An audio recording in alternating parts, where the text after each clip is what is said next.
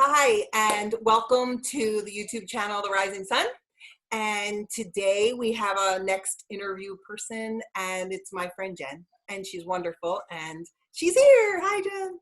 So Hello, Michelle. today, the premise of the show, as you know, or whatever, 5-minute little interview, is to get rid of the distractions and get rid of the noise and share who Jesus is in our lives personally, one-on-one.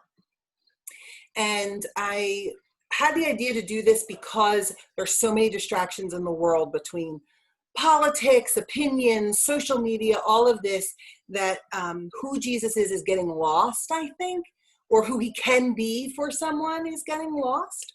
And so I thought it would be neat for people to hear other people's stories. So, of course, I called Jen. So Jen, here are the rules. There's rules, okay? So here are the rules for the interview. The rules are, you have 5 minutes to talk about Jesus, and that's it. You cannot go off topic. So that means you can't talk about politics, you can't talk about opinions, you can't talk about anything other than who Jesus is to you. If you run out of things to say, I have more questions, don't worry, but I'm not going to tell you what they are until we get there. Okay? So there will not be awkward silence, maybe. I don't know. So are you ready? Because I've got to start my timer because I'm not going to do it until you ready? Yes, I'm ready. Okay. So I'm ready to start. Here we go. Okay. Who is Jesus to you? Timer's going. Go. Okay, who is Jesus to me? Well, first, when I saw you post the question on Facebook, I was like, oh, this would be easy. And then I really had to think about, as I knew my time was coming up, I kept thinking, well, really, who is Jesus to me? And I think, we have all these names for him, Jehovah Jireh, he's our healer. And I really had to reflect on like how he's moved in my life and allowed me to be where I am today. And I guess we don't reflect enough on how he's helped us be the person we are. And, when I think of Jesus, I think of love, compassion, and just the purest form, like childlike love. Like that's how I think like Jesus. And I really try to make a conscious effort in all of my actions and words to kind of replicate that, where I will have some people that will say I'm understanding. So I try to listen with a different ear and really try to hear people. And the growing, like have time to reflect lately, and I found that I really think he's protected me from certain things and allowed me to only see the good in certain things to help me navigate, through childhood. My parents got divorced when I was young. I would say like 4th grade, and my brother had asked me, how it affected me, and I never thought of the impact. And my grandmother was very religious, and I won't even say religious, but she had a strong relationship with Christ, and she really tried to embed that or ingrain that in me, my brother, my sister. And she probably got ill with Alzheimer's not long after my parents got divorced. But I really believe that she said a prayer to protect me, to make sure that I wasn't harmed in a way that would make it so I wouldn't be able to function the way I do now in life, and as a parent, and as a wife, and as a sister, and a daughter, and a friend.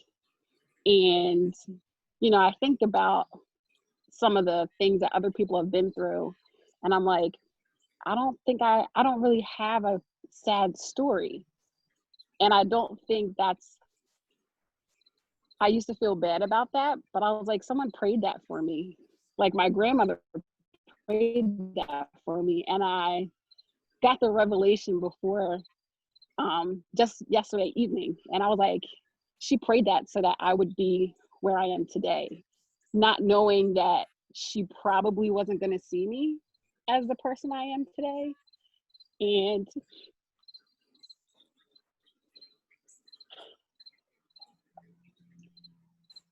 to me, that shows how much Jesus really loves us, because he does things without knowing how it's going to, without us knowing how it's going to impact us. And he doesn't always give us the revelation to know that that's how it's going to be. Because I always used to think, like, how come I didn't lose faith when my grandmother died of Alzheimer's? Because most people would lose faith if the person that had the most faith wasn't healed or didn't come out, the outcome wasn't what we expected. And I was like, that can only be God. Like, Jesus is the only one that can make it so that you still have faith when it seems like you shouldn't. So I think about that, and just how, you know, it can't be anyone but God that does that. Because I should be a bitter person. I shouldn't be married.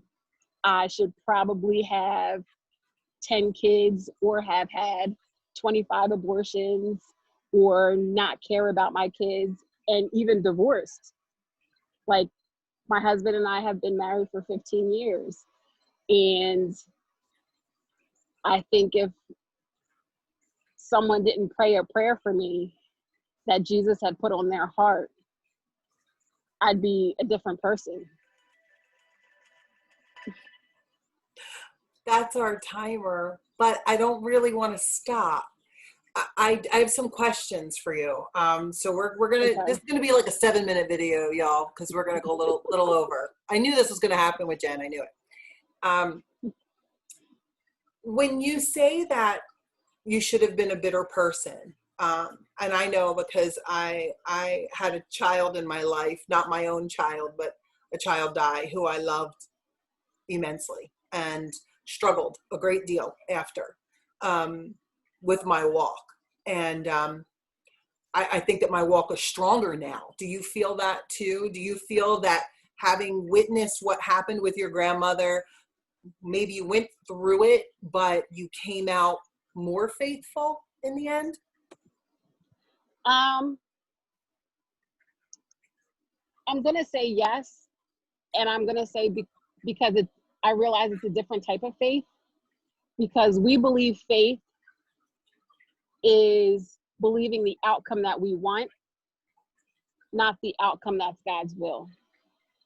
Right. And it helps me understand that we can have faith in something for something to happen, and there still be goodness that comes out of that tragedy or trauma or heartache, because it molds us to have empathy and understanding for people that are different from us. Like, to give you background on that, my grandmother, she would screech very loud when we were out in public, and she was nonverbal, and she would just scream and like hold our hands, and we would kind of like just me, my brother, my sister would all talk to her as if she's having a conversation with us.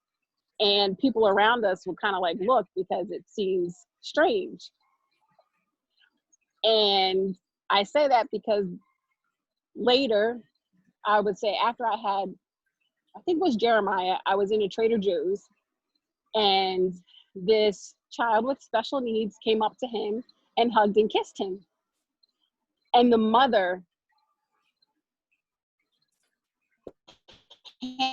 like, she just panicked and started apologizing profusely. And I said, it's okay. Everyone loves hugs and kisses. Why wouldn't, I'd appreciate the hug. He's laughing, it's okay. I said, don't worry, it's fine. And to see the relief on her face, to understand that someone wasn't like yelling at her, or there wasn't a response that she wasn't used to. And it made me sad that she had to be defensive about her child that's showing love. And with the experiences with my grandmother, it helped me to understand and have more patience. We know in scripture, more patience with others. We know in scripture that it tells us that God turns all things to his glory, right?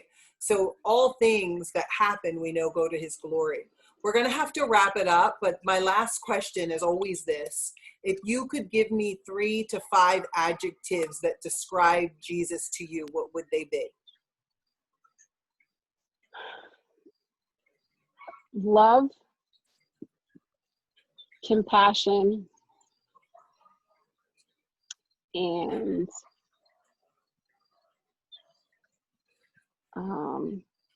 fisherman. What? Fisherman. Fisherman. Yeah, I like that. I like that. And I'm going to ask you one more question, just one more. If you could envision Jesus, what would he look like? Sorry. It's a good question. But you have to be fast. Well, You have like 30 seconds. okay, all right. He'd have brown skin, wool hair, and I see it like dark, almost dark brown, almost black hair, and just very like golden tan brown skin. So the complete opposite of how we usually see him. Right. Well, thank you so much. That was beautiful. Thank you for sharing. It's hard to, as I do these interviews, I'm learning. It's a very emotional process to share how people see Jesus. And my hope is that everyone could have a relationship like this and understand that Jesus is a God of love, right? So thank you so much. I appreciate you. You're welcome. You did great. Bye.